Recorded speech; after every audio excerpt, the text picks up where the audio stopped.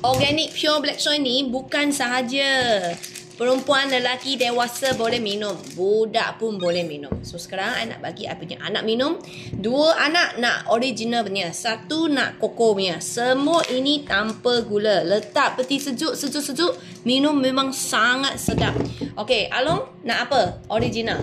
Okey, dia mau perisa original. Hanya soya saja. So sini ada 2 hidangan Saya untuk juga. budak. Saya juga, itu siapa? Angat juga nak yang original. So seorang 1 cawan. Okey, ini Angga punya, ini Along punya. Okey, kasih dia lebih sikit.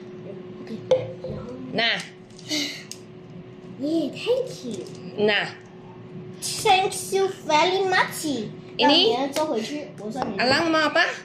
哥哥。 Kakao punya. Dia mau kakao punya. Semua ada letak peti sejuk. Semua dah sejuk, dah sedap kawan-kawan. Tanpa gula. Jangan risau, anak boleh minum je hari-hari. Bagi meningkatkan imunisasi. Bagi mereka jarang-jarang sakit. Bagi mereka tulang kuat sebab dalam dia ada mineral, kalsium, magnesium.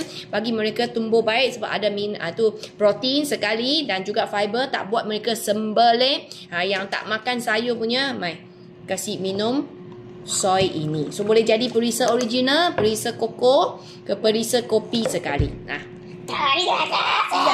Oh, 3 ni dah. 1, 2, 3. 1 orang 1 cawan. Sedap ke tak? Sedap. Sedap. Walaupun tak ada gula, tak ada pemanis. So amalkan pemakanan sihat.